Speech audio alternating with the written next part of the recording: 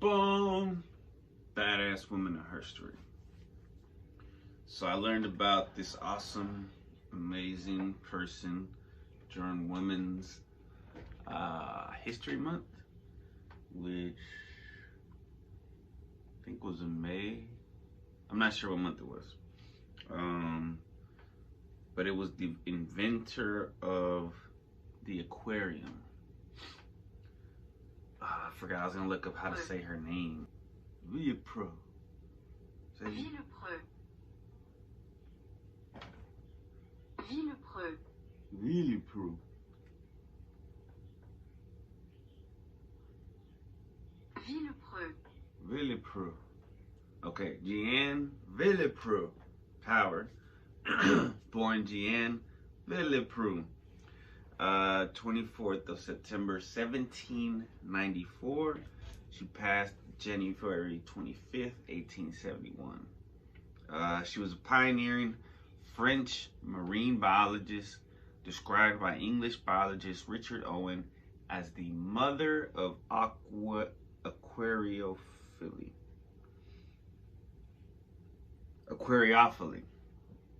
In 1832, she was the first person to invent and create aquaria for experimenting with aquatic organisms. An aquaria is just a fancy way to say aquarium.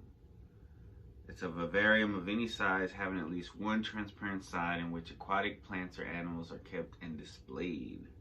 Fish keepers use aquaria. Oh, I guess aquaria is the plural of aquarium. Use aquaria to keep fish, invertebrate, amphibians, aquatic reptiles, turtles,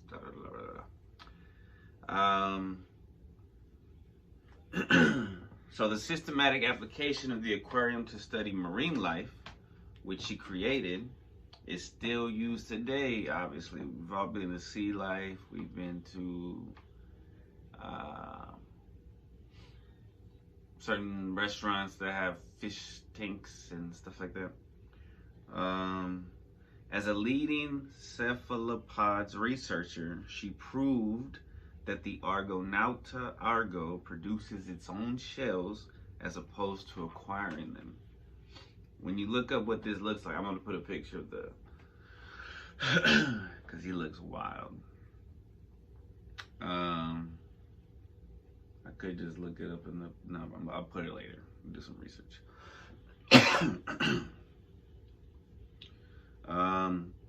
Villepreux-Power was also a noted dressmaker, author, and conservationist, as well as the first female member of the Accademia Giovanile di Catania, which is the scientific academic society in Catania, Italy, in 1832. All right, so early life. Jeanne Villepreux was born in Villepreux-Power. I'm probably not saying that right. On September 24th or 25th of 1794. The eldest child of a shoemaker and seamstress. So I guess that's where the dressmaker comes in. She's just, born into it. She lived until 18 in rural France, where she learned to read and write. With the exception of reading and writing, Jeanne's schooling was fairly basic. Her family had to live on a strict budget, and her mother died when she was 11 years old. Moving to Paris. At the age of 18 in 1812, she walked to Paris to become a dressmaker, a distance of over 400 kilometers or 250 miles. The relative who was designated as her travel guardian assaulted her on her way to Paris and took her identity documents with him. What an asshole. She had to seek refuge in an Orleans police station until she could receive new travel documents. Due to that delay, her employment opportunity had been given to someone else. Dang. She found another opportunity working as a seamstress assistant. She built up and improved her skills many times over until she became fairly well known. In 1816, she became well known for creating the wedding gown of Princess Caroline in her wedding to Charles Ferdinand de Bourbon. She met and married the English merchant James Power in 1818, and she took the surname Villepreux-Power following their marriage. The couple moved to Sicily and settled in Messina, where they lived for about 25 years. Foray into science. It was after moving to Sicily that Jeanne Villepreux-Power took an interest in continuing her education. She began to study geology, archaeology, and natural history. In particular, she made physical observations and experiments on marine and terrestrial animals. She wanted to inventory the island's ecosystem and did so during frequent walks around the city. She was a self-taught naturalist who explored Sicily, cataloging and commenting on its flora and fauna while gathering examples of minerals, fossils, butterflies, and shells. As she traveled, she would document and collect samples, which were later compiled and published in Itinerario de Sicilia. Well, this is a long title. Rigarante tutti I rami di storia naturale e parecchi di antichità che esse contiene in guida per la Sicilia. Villepreux-Power then began to make more intense study of cephalopods and other marine life, and was in need of a vessel that would allow her better access to observation over time of the same marine animals. While land animals could be observed somewhat easily, marine life was distinctly harder to examine. As such, she worked to develop a glass enclosure. Ultimately developed 3 working models to study live marine life in and out of the water. The first was the aquarium as we know it today. The second, glass surrounded by a case that was submerged in the ocean. The third, an anchored cage, also to be submerged in the ocean for larger marine life like mollusks. It was revolutionary at the time, and she was the first to record that some species of octopuses could use tools to pry open their prey's shells. Damn. In 1834, Professor Carmelo Maravigna wrote in the Giornale Letterario dell'Accademia Gioenia di Catania that Villepreux-Power should be credited with the invention of the aquarium and systematic application of it to the study of marine life. She created 3 types of aquarium. I already said that. We already said that. Her first book was published in 1839 describing her experiments, called Observations et Expériences Physiques sur plusieurs animaux marins et terrestres. Her second book was published in 1842. I'm not even going to try to read the name. It has since been republished by the Historical Society of Messina. She also studied mollusks and their fossils. In particular, she favored Argonauta argo. At the time, there was uncertainty over whether the Argonaut species produced its own shell or acquired that of a different organism, like hermit crabs. Villepreux-Power's work showed that they do indeed produce their own shells. As a groundbreaking discovery, there was a considerable amount of backlash that she received for her work. There's always going to be haters. Villepreux-Power was also concerned with conservation and is credited with developing sustainable aquaculture principles in Sicily. She was among the first to investigate aquaculture as a means of safeguarding and restoring fish and other marine animal populations. Being intrigued also helped to find ideas of aquaculture, which is largely considered a more sustainable food source in the future, specifically through utilizing cages attached to the shore containing fish at different life cycle stages to generate repopulation opportunities that can be moved to underpopulated rivers. She was the first woman member of the Accademia Gioenia di Catania and a correspondent member of the London Zoological Society and 16 other learned societies.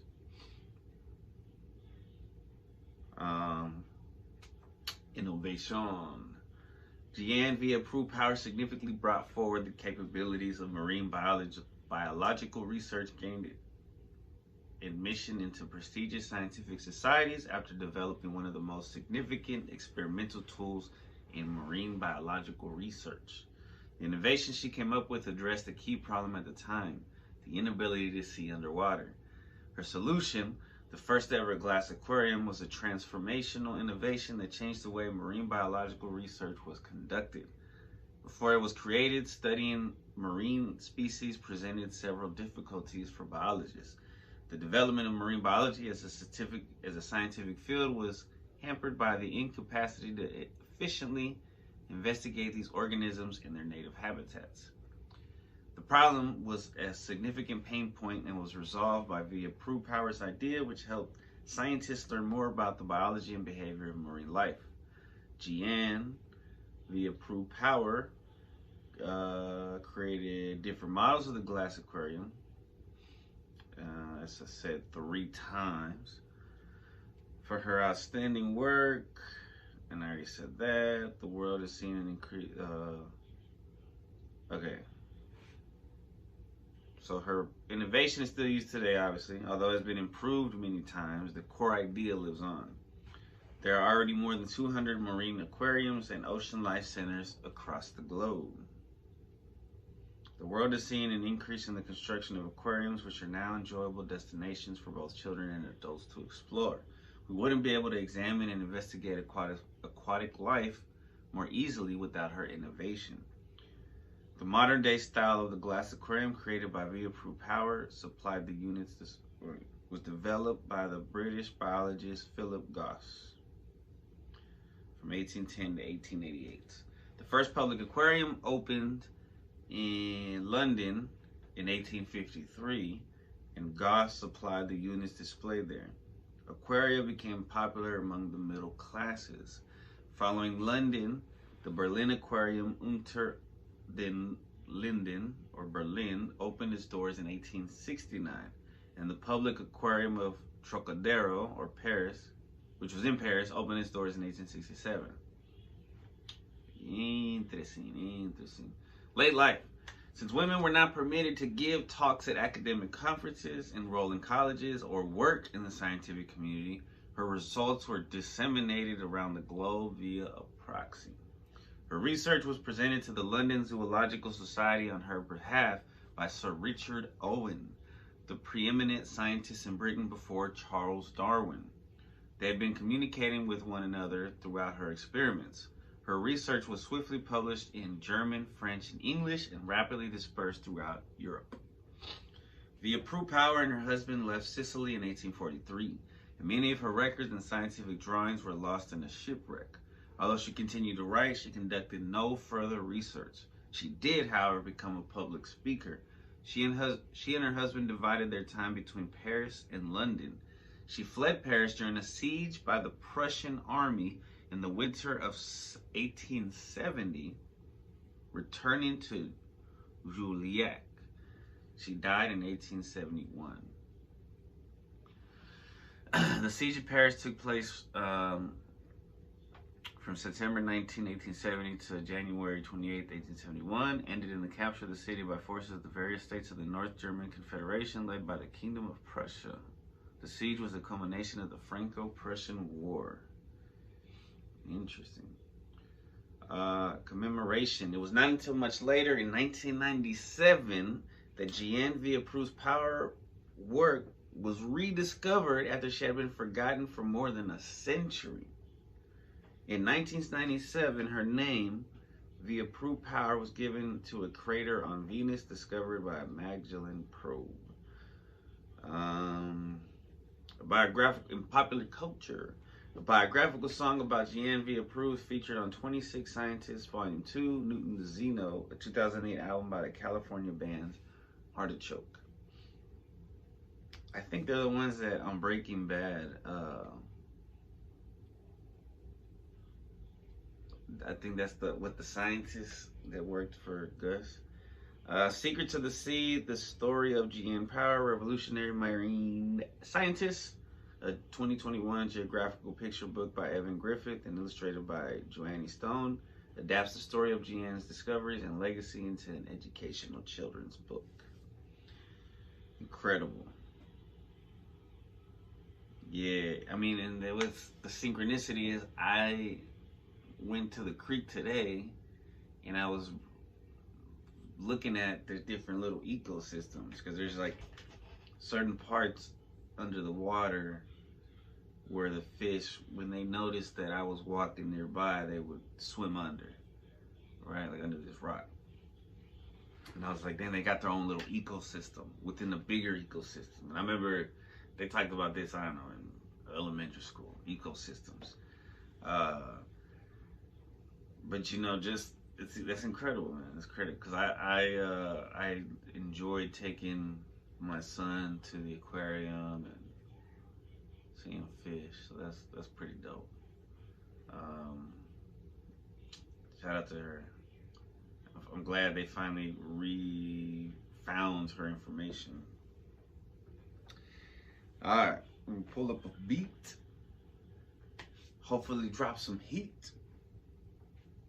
And wrap this Friday podcast up real nice and sweet. Be right back.